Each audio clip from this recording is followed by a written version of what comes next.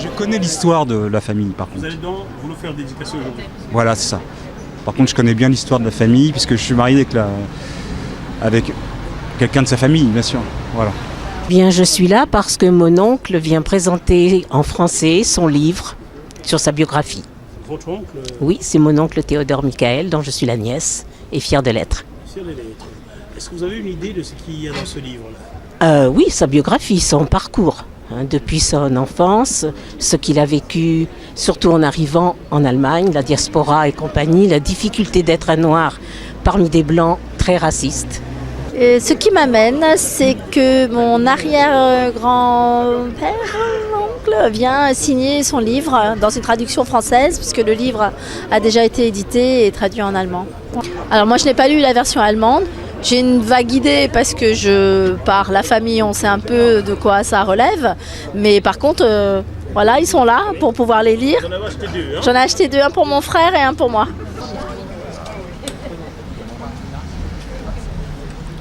Suivez les caméras.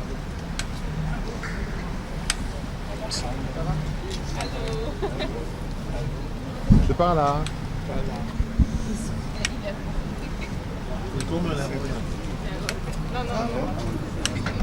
Bonsoir, bonsoir à tous. L'autre, vas-y. Non, non, il est pas Ah, c'est lui.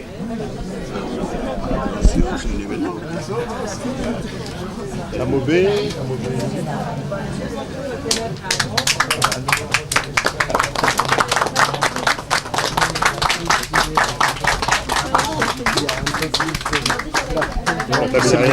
S'il vous plaît. Vous pouvez y aller, s'il vous plaît. Pour vous laisser.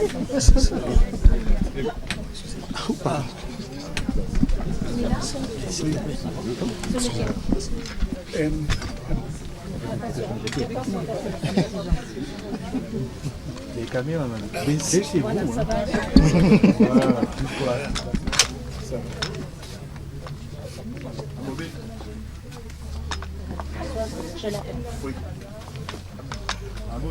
Donc, je suis le responsable des éditions du Boiris et j'ai l'honneur de vous présenter Monsieur Théodore Michael Wonja, qui a édité son livre en Allemagne, qui est devenu un best-seller en Allemagne, et qui arrive pour la première fois et qui est accueilli à Présence africaine. Donc, l'une des grandes maisons d'édition africaines qui a fait ma principale source d'inspiration. Et avec Madame Malioune Diop, qui a tenu cette maison depuis 1949 jusqu'à ce jour, pour Monsieur Théodore Michael Wonja, c'était le plus grand événement qu'on pouvait offrir. Et je pense aussi pour moi, c'était l'occasion pour moi de remercier Madame Malioune Diop pour le travail remarquable qu'elle a fait depuis des années jusqu'à présent, parce que tenir une maison d'édition de cette envergure à Paris pendant autant d'années, c'est une gageure. Et vraiment, pour moi, c'est un grand honneur de recevoir Théodore Michael Wonja ici en présence de Madame Malioune Diop.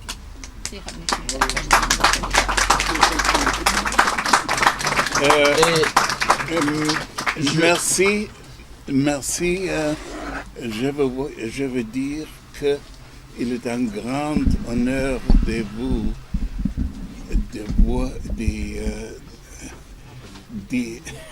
d'être d'ici. Malheureusement, je ne parle le français comme vous, parce que les langues, la mienne est langue maternelle allemand.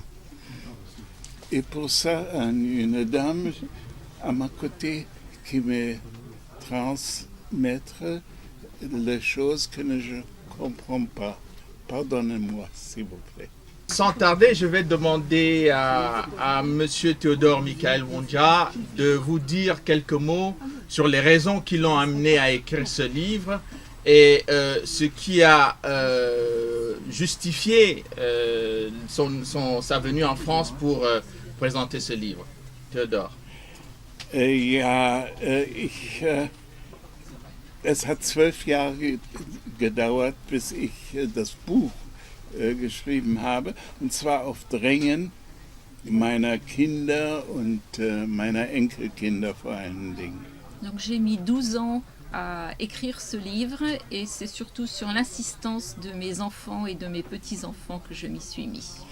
Außerdem haben wir eine neue, junge afrodeutsche Gemeinde, die gleichfalls sehr gedrängt hat, um mehr zu erfahren über Menschen mit dunkler Hautfarbe in Deutschland.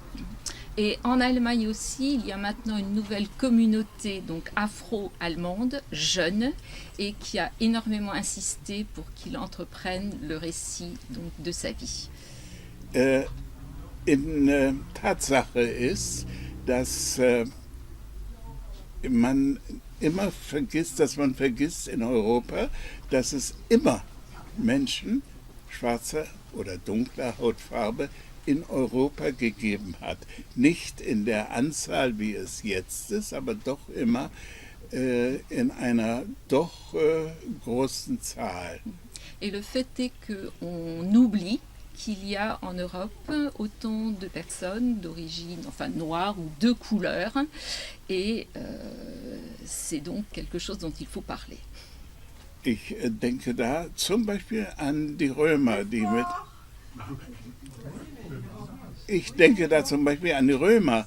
mit ihren Legionen. Und Le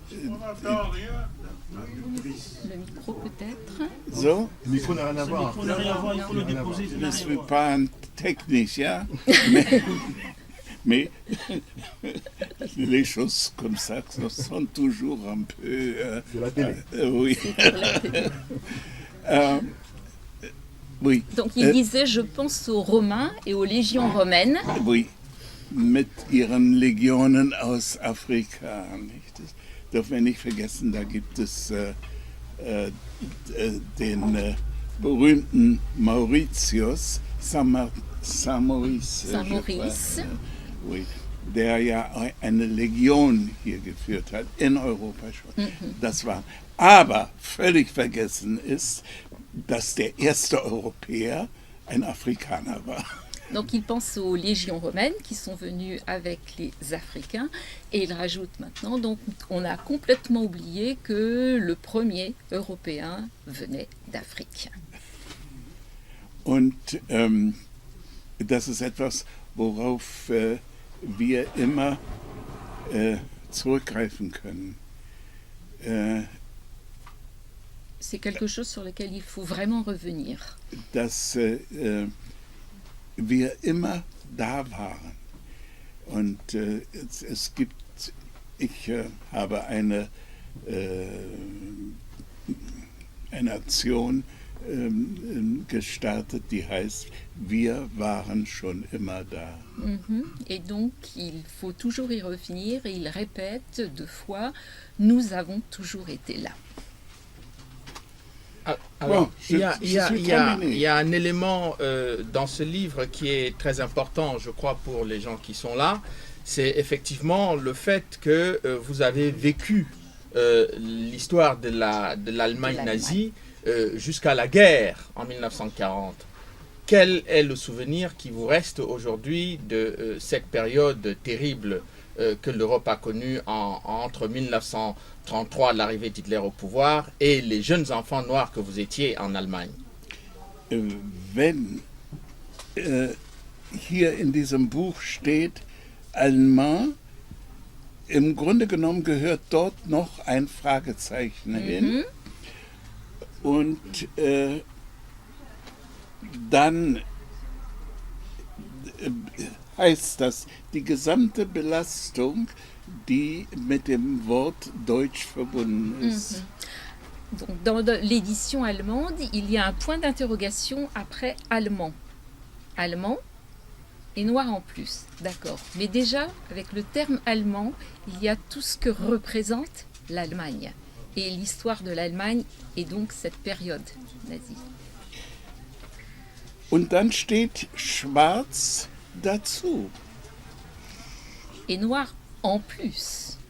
Das heißt, die doppelte Belastung Voilà, une double peine en quelque sorte. Eines Lebens, das über 90 Jahre geworden ist. Donc une double peine pour une vie qui a maintenant plus de 90 ans. Wenn man über die Zeit, nein, ich muss es anders sagen, ich überblicke einen ganzen Zeitraum von einem Jahrhundert. En fait, oui, il veut l'exprimer autrement. Il revoit, il essaie de voir, d'avoir une vue sur en fait un siècle entier. Und über meinen Vater kann ich hinausblicken in das 19. Jahrhundert, in die Zeit, in die Kolonialzeit. Et de par son père, donc, son regard va en arrière jusqu'au 19e siècle et sur la période coloniale. Es war die Zeit der Ausbreitung Europas und damit der Kolonialismus hatte ja einen Hintergrund und die Zeit der Sklaverei und des Sklavenhandels sowie der Kolonisation musste ja verteidigt werden und man hat da das, was wir heute Rassismus nennen, erfunden.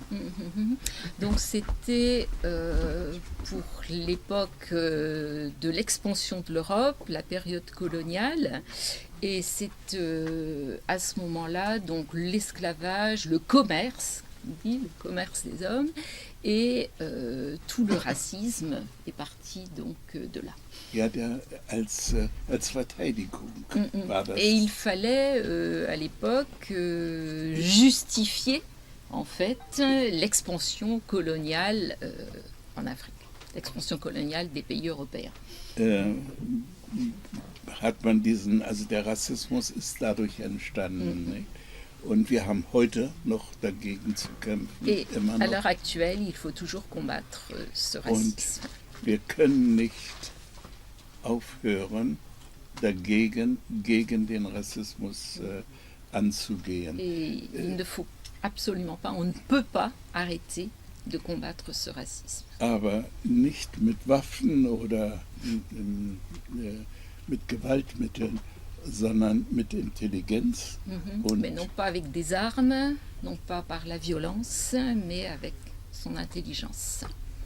Ja, mit unserer Anwesenheit, mit unseren Fähigkeiten. Avec nos compétences, avec nos capacités. Ja, und die haben wir müssen sie Et nur nous les avons. Nous les avons. Alors, Théodore, on a toujours pensé que les lois de Nuremberg concernaient exclusivement les communistes, les homosexuels et les juifs à l'époque. Beaucoup de gens ne savent pas que les lois de Nuremberg visaient également les Noirs que vous étiez en Allemagne. Absolument, mais en Allemagne, aber in dieser Zeit waren nicht sehr viele Schwarze in Deutschland, sodass man kein besonderes Gesetz gemacht hatte, sondern man hat einfach die Gesetze von Nürnberg, die eigentlich nur die Juden betreffen sollten, auch auf die Schwarzen angewendet. Oui, à l'époque, donc il n'y avait pas énormément de Noirs qui vivaient en Allemagne, donc il n'y a pas eu nécessité de faire des lois concernant les Noirs. Ce sont simplement les lois faites essentiellement contre les Juifs qui ont été reportées sur la population noire, sans loi spécifique, donc les mêmes. Est-ce que vous avez l'impression que l'histoire de l'internement des Noirs, parce qu'en Europe, on a toujours parlé aussi de la question de la déportation, mais les Allemands noirs allemands étaient eux internés. Est-ce que vous étiez suffisamment nombreux ou importants dans la politique qui a entraîné l'internement des Noirs en Allemagne? Ja, also die Politik, nein, anders gesagt, man dachte daran, erstens sterilisiert man einen großen Teil der Schwarzen und die Alten sterben aus. Insofern war das kein Problem für die Nazis. Es war ein Problem, das sie uns gegenüber angewendet hatten durch die Gesetzgebung von Nürnberg. En fait, ce n'était pas vraiment un problème pour les nazis. Pour eux, c'était simple. Les noirs qu'ils pouvaient attraper, il suffisait de les stériliser. Et les noirs qui étaient vieux, ils allaient mourir. Donc finalement, pourquoi faire d'autres lois? Les lois de Nuremberg suffisaient pour ceux qui étaient là. Et qu'est-ce qui reste aujourd'hui de cette période-là comme mémoire de l'histoire, de votre histoire en Allemagne? Man denkt nicht mehr darüber nach. On n'y repense pas, on ne réfléchit pas à ça. Das ist für die meisten Deutschen Geschichte und sie sagen, wir haben nichts mehr damit zu tun. Voilà, pour les Allemands maintenant c'est de l'histoire ancienne et donc nous n'avons plus rien à voir avec ça. Pour finir, votre livre a été un best-seller en Allemagne. Est-ce que vous pouvez répéter la traduction s'il vous plaît? La traduction. Oui, il faut être un peu plus fort pour la traduction. Ouais. Oui, alors donc Monsieur Michael nous dit les Allemands ne s'intéressent pas. Pour eux, c'est de l'histoire ancienne et tout ça, c'est terminé. On n'y repense pas. À la publication de votre livre en Allemagne, comment ont réagi les Allemands à cette histoire? Sie waren erstaunt, Ils étaient surpris, erschrocken effrayés und, ich muss das so sagen, demütig. et humiliés, blessés. Pourquoi? Weil in dem Buch Dinge stehen, die man gerne verschweigen möchte. Normalement. Da stehen Dinge drin, die man gerne Parce que verschweigen dans son möchte. livre, il y a pas mal de choses que l'on voudrait garder cachées, ne pas en parler. Très bien. Je pense qu'il ne vous reste plus qu'à vous procurer le livre pour essayer de comprendre l'intégralité de cette histoire cachée de l'Allemagne nazie. Merci. Merci à vous.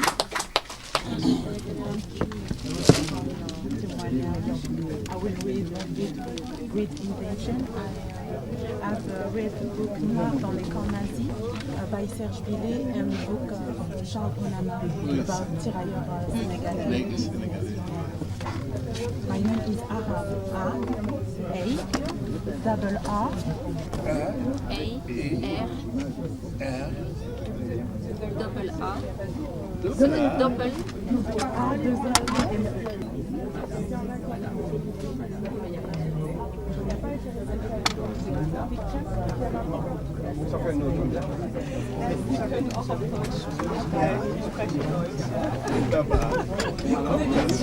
Ich lebe seit 20 Jahren in Berlin. Ja. Und jetzt sind Sie hier? Ja. Das ist für Nee, brauchen Sie nicht. Acel, A-C-E. A-C-E. L.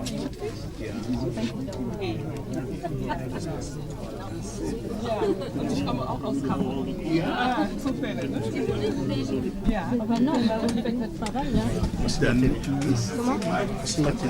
Dans l'histoire de la déportation des prisonniers des Noirs allemands, on ne connaît pas beaucoup de choses. Et bon, ben, c'est une bonne chose qu'il écrit ce livre, comme ça restera dans la postérité. Et puis, ça permettra à tous les gens d'Afrique ou d'Europe de connaître, de savoir que ça existait, quoi. Voilà. Merci beaucoup. Je vous en prie.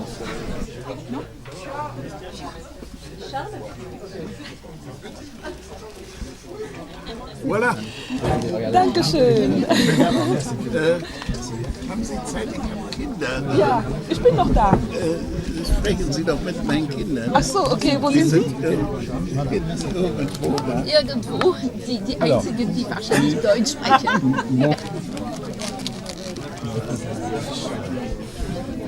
Avec un E aussi? Non,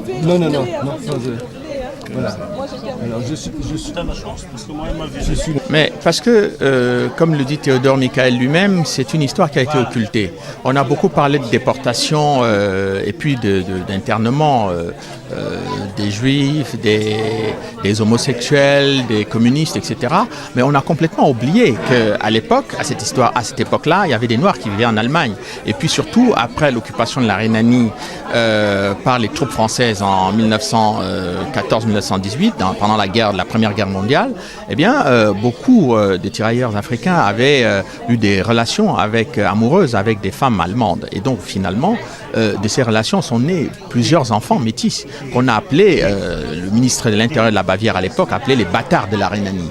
Et donc, l'histoire de ces bâtards, entre guillemets, de la Rhénanie a été complètement occultée sous le régime d'Hitler, sous le régime nazi. Et j'ai voulu que le dernier témoin vivant de cette histoire, dont Théodore Michael Wondja, donc le père était originaire du Cameroun et la mère allemande, puisse nous expliquer ce qu'ils ont vécu, ce que ces enfants ont vécu pendant cette période. Et je pense que c'était l'une des pages les plus importantes de cette histoire de la Seconde Guerre mondiale que l'on n'a jamais voulu ouvrir et que nous avons eu la possibilité d'ouvrir avec Théodore Michael.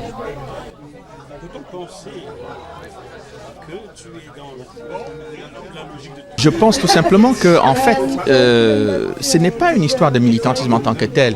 Je suis quelqu'un qui cherche à comprendre le monde dans lequel on vit et donc nécessairement cherche à comprendre l'histoire. Et quand on ne connaît pas cette histoire-là, on ne comprend pas très bien ce qui se passe dans le monde actuel. Et l'histoire des enfants allemands, des Africains ou des Afro-Allemands, comme on les appelle aujourd'hui, elle commence avant l'arrivée d'Hitler au pouvoir. Et le fait que la parenthèse, entre guillemets, qui a eu lieu pendant la parenthèse nazie, a occulté cette histoire. Pour moi, c'était quelque chose d'inacceptable lorsque j'ai découvert l'existence de ces enfants. Mais aussi, mieux que cela, j'ai découvert que beaucoup d'Africains ont été aussi déportés dans les camps de concentration en Allemagne, que ce soit ceux qui étaient dans la France libre, qui étaient des résistants de l'armée française, ou tout simplement ceux qui avaient été arrêtés pendant la guerre et qui ont été déportés en Allemagne. Mais ce qui était aussi intéressant, c'est que les Afro-Caribéens, c'est-à-dire que les ressortissants, les Noirs originaires des Antilles, etc., tous ces gens-là ont été déportés, mais leur histoire n'a jamais été racontée en tant que telle, pour une raison très simple. C'est qu'à l'époque, beaucoup d'entre eux avaient des noms à consonance française. Donc, les noms français qu'ils avaient faisaient masquer un peu leur origine et le fait qu'ils étaient aussi des Noirs. Donc on disait des déportés français, mais on ne savait pas que parmi ces déportés français, il y avait des Noirs. J'espère que les Africains vont continuer à apprendre de l'histoire de l'Afrique, de la culture africaine, beaucoup plus de choses que ce qu'on essaye de faire croire. Et je crois que tous les peuples du monde apportent quelque chose et je pense qu'il ne faut pas continuer à nier la contribution et l'apport de l'Afrique dans l'histoire du monde.